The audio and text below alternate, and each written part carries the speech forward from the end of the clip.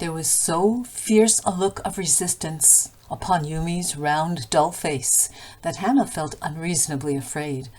After all, if the servants should report something that was not as it happened...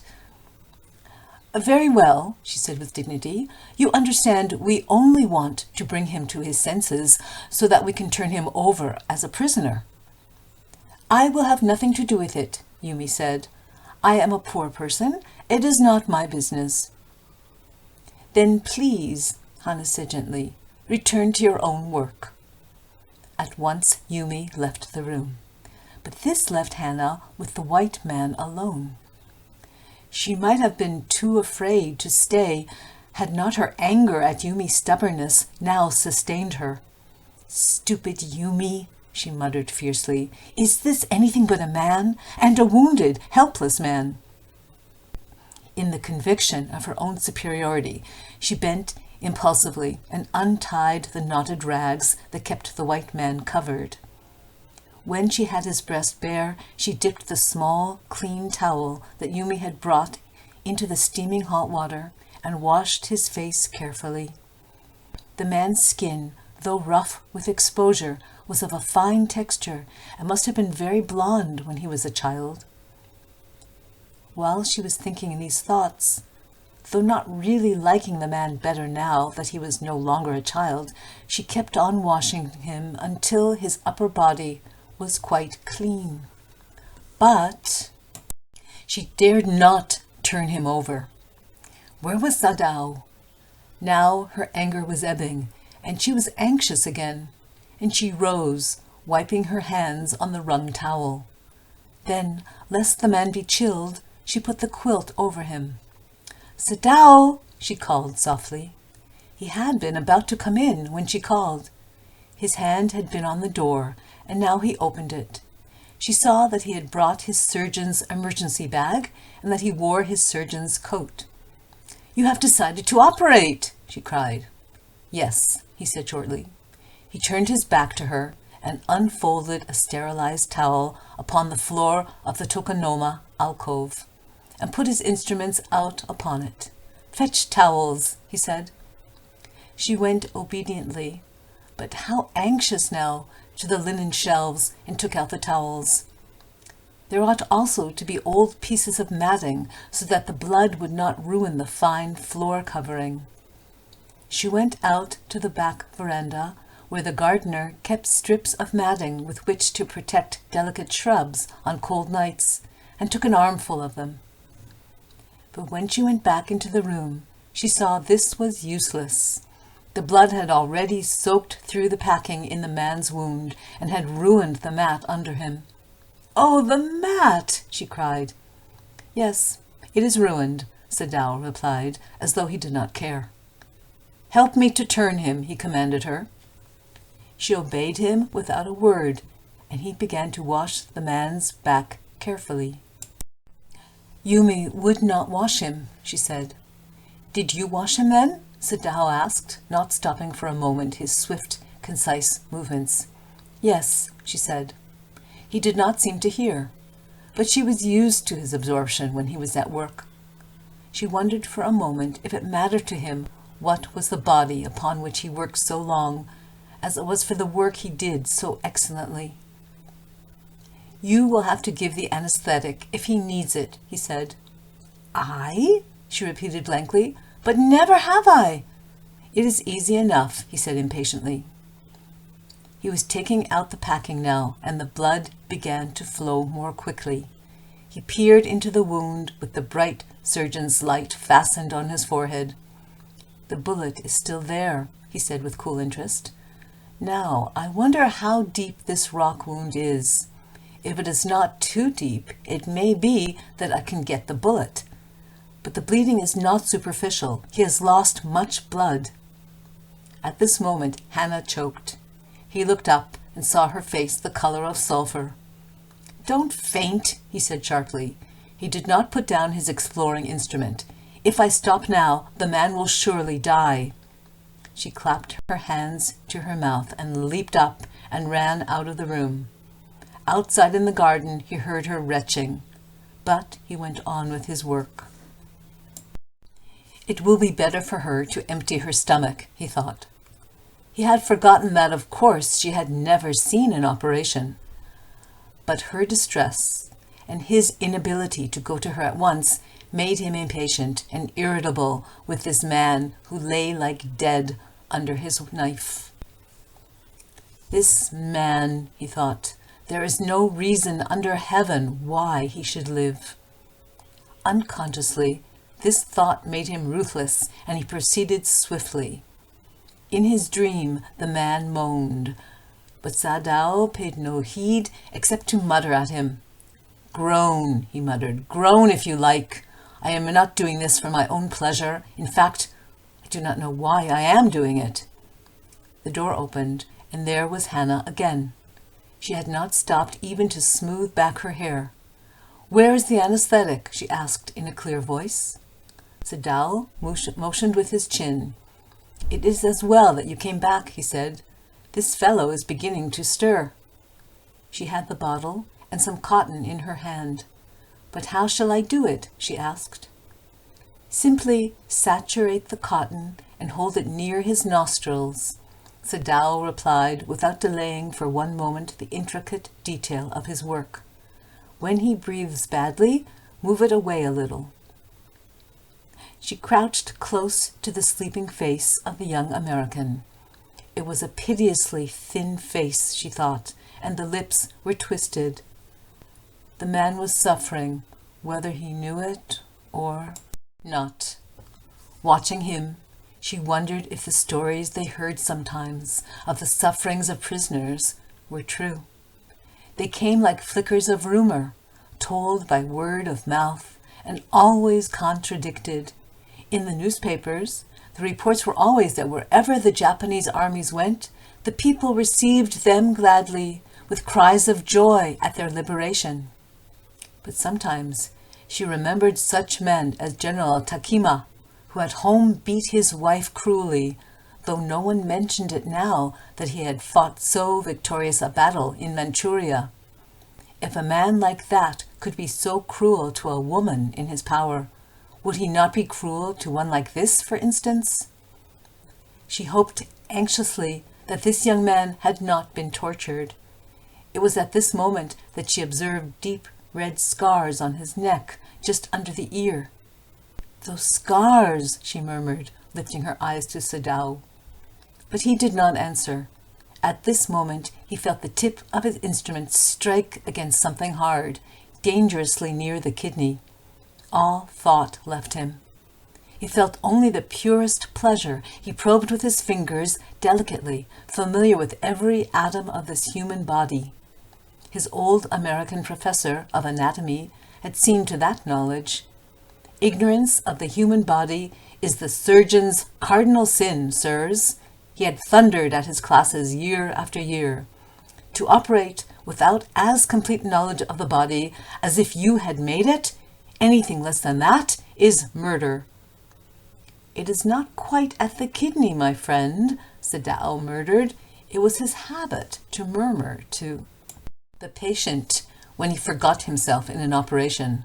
"My friend," he always called his patients, and so now he did, forgetting that this was his enemy. Then quickly, with the cleanest and most precise of incisions, the bullet was out. The man quivered, but he was still unconscious.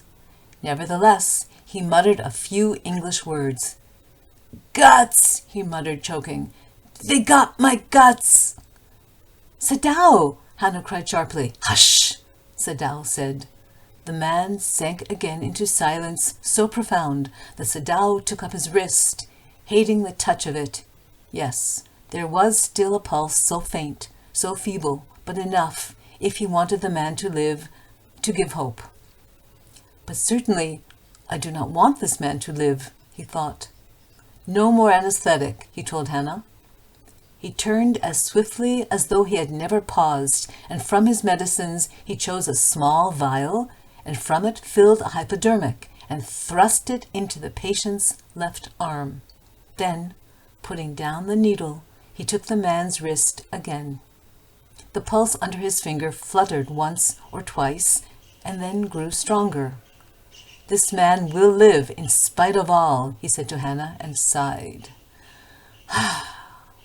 The young man woke, so weak, his blue eyes so terrified when he perceived where he was, that Hannah felt compelled to apologize. She served him herself, for none of the servants would enter the room.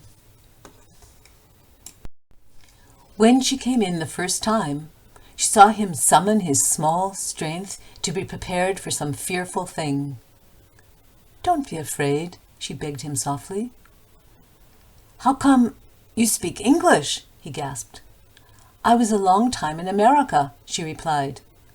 She saw that he wanted to reply to that, but he could not, and so she knelt and fed him gently from the porcelain spoon. He ate unwillingly, but still he ate. "Now you will soon be strong," she said, not liking him and yet moved to comfort him. He did not answer. When Sadao came in the third day after the operation, he found the young man sitting up, his face bloodless with the effort. "Lie down," Sadao cried. "Do you want to die?" He forced the man down gently and strongly and examined the wound. "You may kill yourself if you do this sort of thing," he scolded. "What are you going to do with me?" the boy muttered. He looked just now barely 17. "Are you going to hand me over?" For a moment, Sadao did not answer. He finished his examination and then pulled the silk quilt over the man. "I do not know myself what I shall do with you," he said. "I ought, of course, to give you to the police. You are a prisoner of war. No, do not tell me anything." He put up his hand as he saw the young man about to speak. "Do not even tell me your name unless I ask it." They looked at each other for a moment, and then the young man closed his eyes and turned his face to the wall. "Okay," he whispered, his mouth a bitter line. Outside the door, Hannah was waiting for Sadao. She saw at once that she was in trouble. "Sadao, Yumi tells me the servants feel they cannot stay if we hide this man here any more," she said. "She tells me that they are saying that you and I were so long in America that we have forgotten to think of our own country first. They think we like Americans." "It is not true," Sadao said harshly. "Americans are our enemies, but I have been trained not to let a man die if I can help it." "The servants cannot understand that," she said anxiously. "No," he agreed. Neither seemed able to say more, and somehow the household dragged on. The servants grew daily more watchful. Their courtesy was as careful as ever, but their eyes were cold upon the pair to whom they were hired. "It is clear what our master ought to do," the old gardener said one morning. He had worked with flowers all his life and had been a specialist too in moss. For Sadao's father, he had made one of the finest moss gardens in Japan, sweeping the bright green carpet constantly so that not a leaf or a pine needle marred the velvet of its surface. "My old master's son knows very well what he ought to do," he now said, pinching a bud from a bush as he spoke. "When the man was so near death, why did he not let him bleed?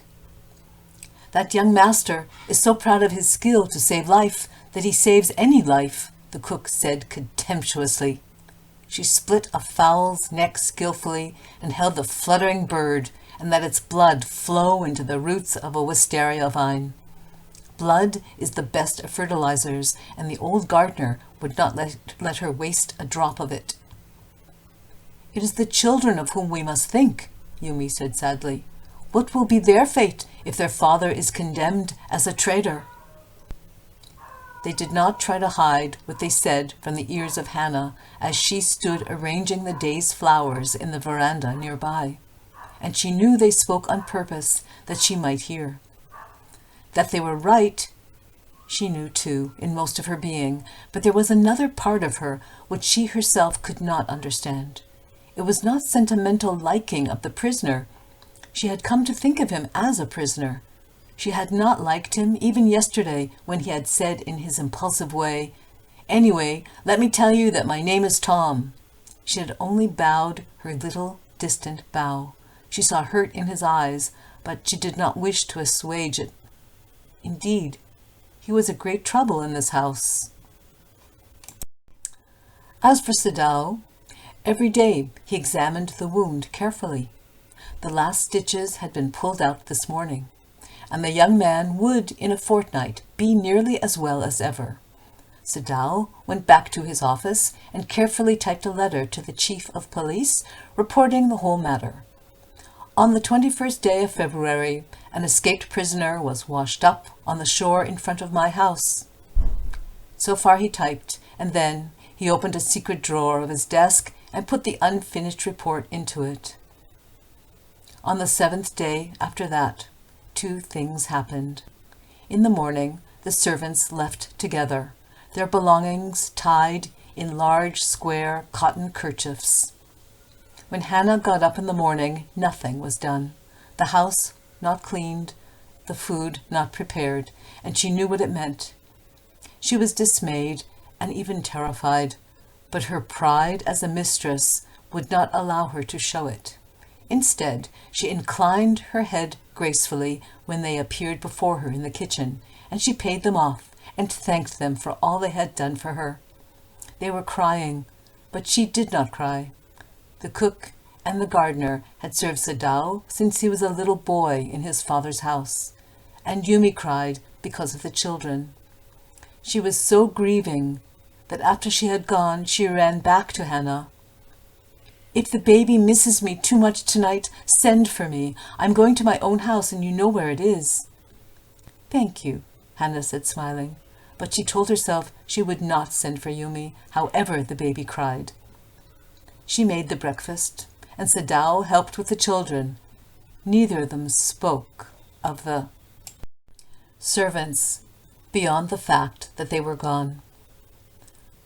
"Why is it we cannot see clearly what we ought to do?" she asked him. "Even the servants see more clearly than we do. Why are we different from other Japanese?" Sadao did not answer, but a little later he went into the room where the prisoner was and said brusquely, "Today you may get up on your feet. I want you to stay up only 5 minutes at a time. Tomorrow you may try it twice as long. It would be well that you get back your strength as quickly as possible." He saw the flicker of terror on the young face that was still very pale. "Okay," the boy murmured. Evidently he was determined to say more. "I feel I ought to thank you, doctor, for having saved my life." "Don't thank me too early," Sadao said coldly. He saw the flicker of terror again in the boy's eyes, terror as unmistakable as an animal's. The scars on his neck were crimson for a moment. Those scars, what were they? Sadao did not ask. In the afternoon, the second thing happened. Hannah, working hard on unaccustomed labor, saw a messenger come to the door in official uniform. Her hands went weak, and she could not draw her breath. The servants must have told already. She ran to Sadao, gasping.